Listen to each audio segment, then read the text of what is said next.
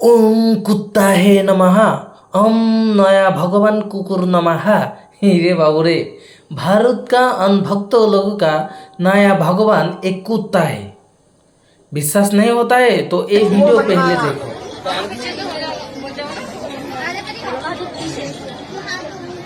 देखा देखा किस तरीका का बुद्धू है, किस तरीका दिमाग छड़ गया है। गौ माता का गोबर चूना खाते खाते इन लोगों का दिमाग चढ़ गया। বাবুরে, ভারতীয় অনভক্তদের নতুন ভগবান হয়েছে একটা কুত্তা। কুত্তাটা আসলে অসুস্থ, তার রোগ হয়ে গেছে, রোগ হয়েছে, অসুস্থ, সে গোল গোল ঘুরতেছে ভগবানের পাশে।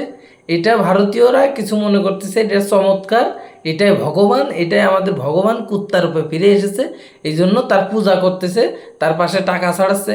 মানে কি কব, মানে কত পরিমাণ গোবর আর চুনা না খাইলে মাথায় এই ধরনের বুদ্ধি আসে, এই ধরনের গবত মতো কাজ করে শতানের বাচ্চারা।